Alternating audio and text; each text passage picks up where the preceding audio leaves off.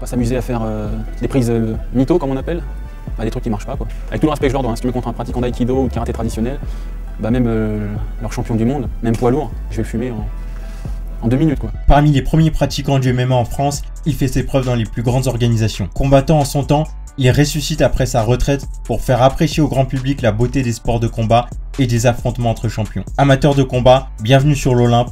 Aujourd'hui, on vous présente le parcours d'un homme que nous connaissons tous, Greg MMA.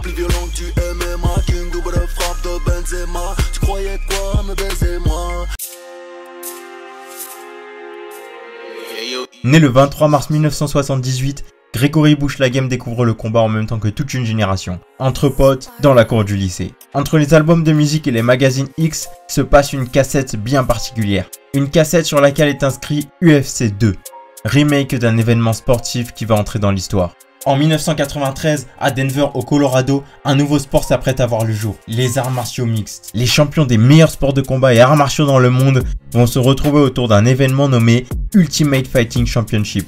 En français, le championnat de combat ultime. Toutes les disciplines se rencontrent. Il n'y a ni catégorie de poids, ni limite de temps, ni même tenue réglementée. Le vainqueur de ce tournoi est un Brésilien du nom de Royce Gracie, qui représente un sport encore très méconnu à l'époque, le jiu-jitsu brésilien. En soumettant ses adversaires par des clés articulaires et des étranglements, il fait découvrir au monde du combat et à Greg une domination inattendue aux dépens de la boxe anglaise et du judo, star de leur époque. Greg veut être de la partie.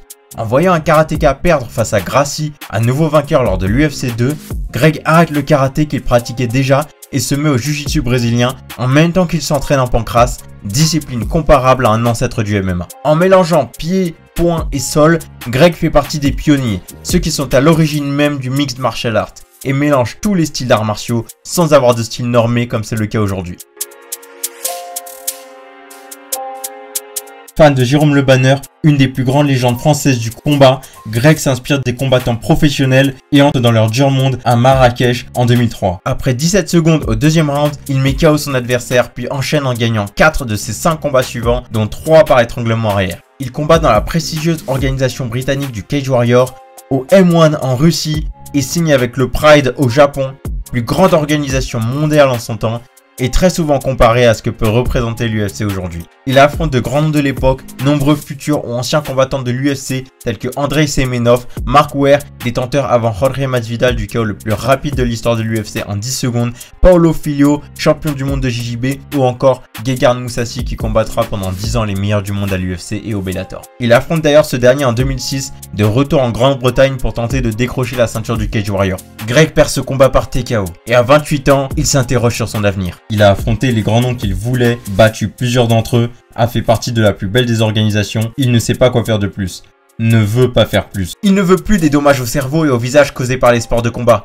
De plus, il voit chez les Américains et les Japonais la montée du dopage. En 2006, il estime donc être satisfait de sa carrière et pouvoir s'en aller sereinement. Est-ce que tu t'es déjà demandé ce que ça ferait de te prendre une patate de Ngannou en pleine mâchoire? Tu tomberais tout de suite, non? C'est sûrement parce que les muscles de ta mâchoire se sont atrophiés à force de manger des aliments trop cuits et trop faciles à mâcher, contrairement à nos ancêtres préhistoriques qui mangeaient des aliments beaucoup plus consistants. Donc si tu veux avoir le menton de Rotang et être beau gosse comme Saladin Parnasse, Quadratus est là pour toi. Grâce à leur gomme en silicone alimentaire, tu pourras muscler tes masséters en 4 à 5 sessions par semaine grâce aux exercices disponibles dans l'enveloppe et sur le site internet. Contrairement aux autres marques, les gommes se placent sous les molaires, ne présentant ainsi aucun danger pour les dents. De plus, c'est la seule marque qui conçoit, assemble et expédie depuis la France et qui n'est pas du dropshipping. Le lien de leur site se trouve dans la description et grâce au code FIGHT, tu pourras avoir 10% de réduction et la livraison gratuite en 24 à 72 heures en France métropolitaine sur toutes les gommes, des plus souples aux plus rigides. Sur ce, revenons-en aux faits. Greg connaît une période très compliquée mentalement après sa retraite. Ami avec des producteurs de la chaîne mythique des arts martiaux Karate Bushido, il fait des apparitions sur la chaîne de temps à autre et le personnage accroche bien avec l'audience. Il se met à participer de plus en plus souvent et retrouve des objectifs à suivre grâce à ses vidéos. Il rencontre les athlètes de divers sports de combat et arts martiaux. Il les affronte, il donne les gants aux passants dans la rue, le tout avec bonne humeur et éloquence. Greg fait revivre le monde des arts martiaux à l'ancienne qui s'affrontent avec leur style et leur poids. Unique parmi la sphère du combat, il est suivi massivement par tout type de personnes, y compris celles qui ne s'intéressent pas à ces sports. Greg devient connu, apprécié. Parmi les tout premiers des tendances françaises chaque semaine, il donne une bonne image au public des sports de combat, les fait découvrir et sans aucun doute accepter. Greg MMA pour Karaté Bushido.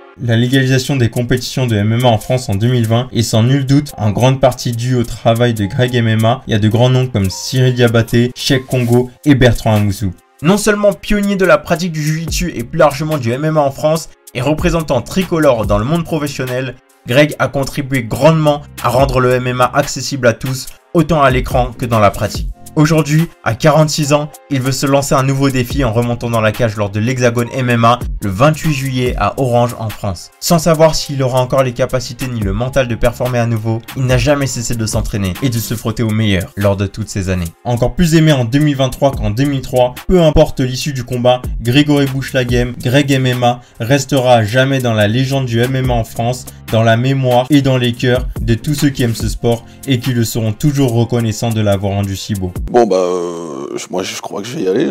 Hein, je crois que j'ai un rendez-vous en urgence.